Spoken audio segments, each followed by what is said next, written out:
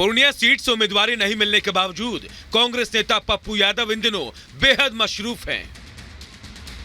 उनका पूरा वक्त इन दिनों इसी कोशिशों में निकल रहा है कि किसी तरह आरजेडी अध्यक्ष लालू यादव मान जाए और उनके हाथ पूर्णिया सीट लग जाए। पूर्णिया लोकसभा सीट को लेकर पप्पू यादव इतने बेकरार हैं कि वो कभी आरजेडी प्रमुख से अनुरोध करते नजर आते हैं तो कभी धमकी देते हैं। बीते रोज भी कांग्रेस नेता पप्पू यादव ने कुछ ऐसा ही किया।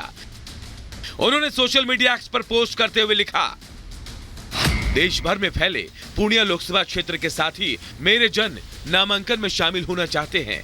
उनकी सुविधा के लिए पूर्णिया की महान जनता द्वारा प्रस्तावित नामांकन तिथि 2 अप्रैल की जगह अब 4 अप्रैल हो गया है। आप सब इसमें शामिल हो, आशीष दे। बिहार में इंडिया गठबंधन के बड़े भाई राजद के प्रमुख आदरणीय लालू जी से पुनः आग्रह है कि वो गठबंधन हित में पूर्णिया सीट पर पुनर्विचार करे, कांग्रेस के लिए छोड़ दे। इसमें कोई शक नहीं कि पप्पू यादव के राजनीतिक करियर के दिए को आरजेडी ने फूंक मारकर बुझाने की पुरजोर कोशिश की है, लेकिन पप्पू मानने वालों में से नहीं है। वो इंडी गठबंधन के नेताओं को मनाने के साथ साथ अपना बगावती तेवर भी दिखा रहे हैं। हालांकि उनकी मौजूदा हालत ऐसी है, ना खुदा मिला ना विसाले सनम, ना इधर के रहे ना उधर के हम। बावजूद इसके वो साम दाम दंड भेद की नीति अपना रहे हैं। आपको बता दें, बिहार में इंडी गठबंधन के 20 सीटों का बंटवारा हो चुका है और इस बार बिहार में सबसे ज्यादा सीटों पर लालू यादव की पार्टी यानी आरजेडी चुनाव लड़ने जा रही है, जबकि कांग्रेस के हिस्से में 9 सीटें आई हैं। आंकड़ों के हिसाब से देखें तो आरजेडी को 26 सीट, कांग्रेस को 9 सीट, सीपीआई-एमएल को 3 सीट, सीपीआई को 1 सीट, सीपीएम को 1 सीट पर लड़ाया जा रहा है। आंकड़ों की इसी बाजीगरी में पप्पू यादव फंस गए। उन्होंने पूर्णिया से कांग्रेस के टिकट पर चुनाव लड़ने के इरादे के साथ अपनी पार्टी का विलय तो कांग्रेस में कर दिया, लेकिन पूर्णिया सीट को लेकर जो ख्याली पुलाव उन्होंने दिल में पाला था, आरजेडी ने उनके ख्याली पुलाव पर रायता फैला दिया और जदयू छोड़कर आरजेडी में आई बीमा भारती को पूर्णिया सीट से टिकट दे दिया। और उस पर से मुसीबत ये भी कि बिहार में कांग्रेस इस हैसियत में भी नहीं कि वो आरजेडी के साथ पूर्णिया सीट पर बार्गेनिंग कर सके। शायद इसका एहसास पप्पू को भी है, इसीलिए पप्पू यादव कभी बगावती तेवर दिखा रहे हैं तो कभी लालू को मनाने के लिए पलक पावड़े बिछा रहे हैं। हम अपने नेतृत्व से पहले ही हमने सारी बात बता दी है और मैं आज भी कह रहा हूँ, दुनिया छोड़ देंगे, पूर्णिया ना छोड़े। न तड़पने की इजाजत है न फरियाद की है, घुट के मर जाएं यही मर्जी मेरे सयाद यानी शिकारी की है। पूर्णिया सीट को लेकर आसक्त हो चुके पप्पू यादव की हालत इन दिनों यही है और विडंबना यह है कि इस हालत के सबसे बड़े जिम्मेदार खुद पप्पू यादव ही हैं। बहरहाल पप्पू यादव पूर्णिया सीट से निर्दलीय चुनाव लड़ने का इशारा कर चुके हैं। देखना यह है कि पप्पू वहां कमाल करते हैं या अपनी चाल से इंडी की चाल बिगाड़ते हैं। Bureau report, Republic Bharat. और इस वक्त की एक सबसे बड़ी खबर आपको बताते हैं, जहां ज्ञान वापी मामले में तहखाने में ब्यास जी की पूजा पर रोक लगाने से सुप्रीम कोर्ट ने दरअसल इनकार कर दिया है और ऐसी याचिकाएं पहले हाई कोर्ट में भी डाली गई थी। इलाहाबाद हाई कोर्ट की तरफ से भी इनकार किया गया था और अब सुप्रीम कोर्ट ने भी रोक लगाने से इनकार कर दिया है, यानी कि ज्ञान वापी के ब्यास जी तहखाने में पूजा जारी रहेगी। मुस्लिम पक्ष की रोक की जो मांग थी उसे खारिज कर दिया गया है कोर्ट के द्वारा और अब यहाँ पर पूजा होती रहेगी, ये बताया जा रहा है। और हमारे साथ हमारी सहयोगी सुजाता जुड़ रही है। सुजाता, क्या कुछ कहा है कोर्ट ने, जरा विस्तार से दर्शकों को बताएं। सलोनी और मीनाक्षी, बता दें आपको कि सुप्रीम कोर्ट ने यथास्थिति बनाए रखने का आदेश दिया है। मुस्लिम पक्ष ने जो मांग की थी कि जो इलाहाबाद हाईकोर्ट का फैसला है उस पर रोक लगा दी जाए और पूजा को बंद कराया जाए, तो सुप्रीम कोर्ट ने ऐसा करने से इनकार कर दिया है। हालांकि हिंदू पक्ष को नोटिस जरूर जारी किया गया है उनका जवाब लेने के लिए।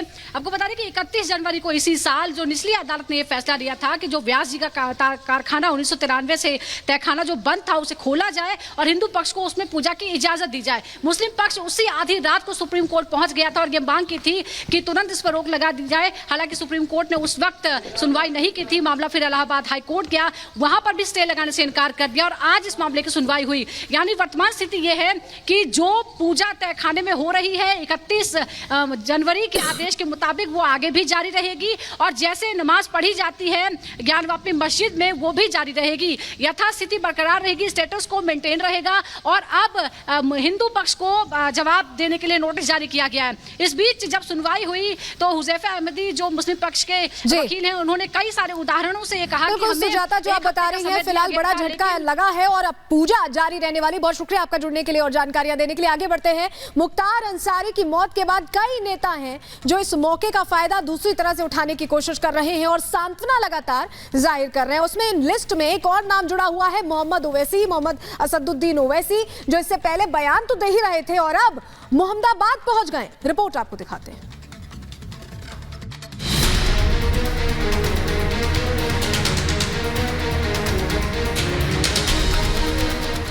माफिया मुख्तार से ओवैसी की हमदर्दी, सियासत ने डाला गुनाहों पर पर्दा, सत्ता का सवाल, मौत पर बवाल। एमआईएम चीफ और हैदराबाद के सांसद असदुद्दीन ओवैसी माफिया मुख्तार की मौत से बेहद दुखी हैं। अपना दुख जाहिर करने के लिए ओवैसी खुद हैदराबाद से गाजीपुर पहुंच गए। मुख्तार के मोहम्मदाबाद स्थित घर पर पहुंचकर ओवैसी ने मुख्तार के परिवार से मुलाकात की। ओवैसी ने न केवल अपना दुख जताया बल्कि सोशल मीडिया पर मुख्तार के समर्थकों को समर्थन देने का ऐलान भी कर दिया। ओवैसी ने इशारों में फिर माफिया की मौत पर सवाल खड़े किए। ओवैसी ने सोशल मीडिया पर लिखा कि मुख्तार अंसारी के घर गाजीपुर जाकर उनके खानदान को पुरसा दिया। इस मुश्किल वक्त में हम उनके खानदान, समर्थक और चाहने वालों के साथ खड़े हैं। इंशाअल्लाह इन अंधेरों का जिगर चीरकर नूर आएगा। तुम हो फिरौन तो मूसा भी जरूर आएगा। आपको बता दें कि ये वही ओवैसी हैं जो दिन रात गरीबों, मजलूमों को इंसाफ दिलाने की बात करते हैं, लेकिन हकीकत क्या है, ये तस्वीरें इसका सबूत है। एक सजा याफ्ता अपराधी की मौत पर ओवैसी न केवल दुखी हैं, बल्कि इसकी जांच की मांग भी कर रहे हैं। दरअसल ओवैसी को माफिया पर इतना प्यार इसलिए आ रहा है क्योंकि मुख्तार एक खास धर्म को मानने वाला था, जिसके तुष्टीकरण की राजनीति ओवैसी भी करते हैं। इसीलिए न केवल ओवैसी को मुख्तार की मौत का गम है, बल्कि उसकी करतूतों को भी नजरअंदाज कर दिया जा रहा है। आपको मुख्तार के गुनाहों की फहरिस्त एक बार फिर याद दिलाते हैं। 63 साल के मुख्तार पर करीब 65 मुकदमे दर्ज हैं। साल 2005 से जेल में बंद था माफिया मुख्तार। जेल के अंदर से ही गैंग चलाता था मुख्तार अंसारी। मुख्तार पर एमएलए कृष्णानंद राय की हत्या का आरोप है। कृष्णानंद राय के साथ 7 लोगों को गोलियों से भून दिया गया था। मुख्तार गैंग के 297 बदमाशों के खिलाफ 161 मुकदमे दर्ज हैं। मुख्तार को 2 बार उम्र कैद की सजा हो चुकी है। पिछले 1.5 साल में उसे 8 मामलों में सजा मिल चुकी है। यूपी के पूर्व मंत्री और विवादित बयानों के लिए मशहूर स्वामी प्रसाद मौर्य भी मुख्तार के दर पर अपना शीश नवाने के लिए पहुंच गए। स्वामी को भी मुख्तार की मौत पर शक है। आपको बता दें कि स्वामी की पुरानी पार्टी बीएसपी से मुख्तार ने अपना सियासी करियर शुरू किया था। मुख्तार को पहली बार बीएसपी ने टिकट देकर मऊ से विधायक बनाया था। मुख्तार के साथ ही स्वामी प्रसाद भी बीएसपी के विधायक चुने गए थे, जबकि मुख्तार की छवि उस समय भी एक अपराधी और दागी की थी। मतलब स्वामी को भी वोट बैंक के लिए अपराधियों से कोई परहेज नहीं है। अपराधी है या नहीं है, ये फैसला न्यायपालिका को करना होता है।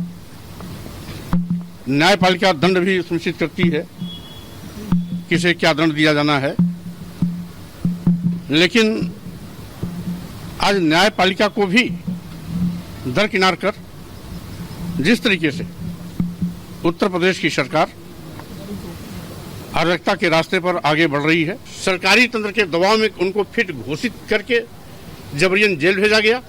वो साजिश के तहत सरकार उस पर काम कर रही थी और अंत में वही हुआ जो आशंका जाहिर की गई है।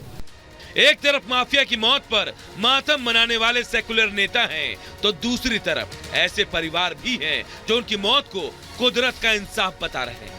ऐसा ही एक परिवार है बलिया का रहने वाला निर्णय नारायण उपाध्याय का, जिनकी हत्या विधायक कृष्णानंद राय के साथ कर दी गई थी। उपाध्याय कृष्णानंद राय के सुरक्षा गार्ड थे, जिन्हें हत्यारों ने गोलियों से छलनी कर दिया था। उपाध्याय की पत्नी ने मंदिर में पूजा अर्चना कर कहा कि अब जाकर उन्हें इंसाफ मिला। मेरे पति को हत्या किया गया था मुख्तार अंसारी के साथ, तो उसी का आज हमको खबर मिला।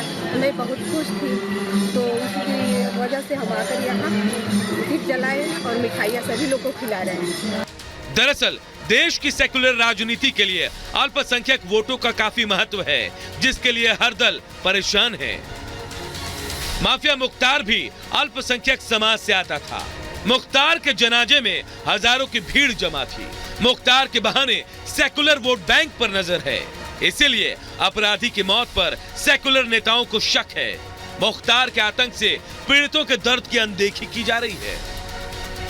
माफिया मुख्तार का आतंक मिट्टी में मिल गया, लेकिन उस मिट्टी पर वोटों की खेती करने वाले नेताओं को ना तो शर्म आ रही है, ना ही नैतिकता। इसीलिए देश का हर तथाकथित सेकुलर नेता मुख्तार की मौत पर दुखी है। Bureau report, Republic Bharat.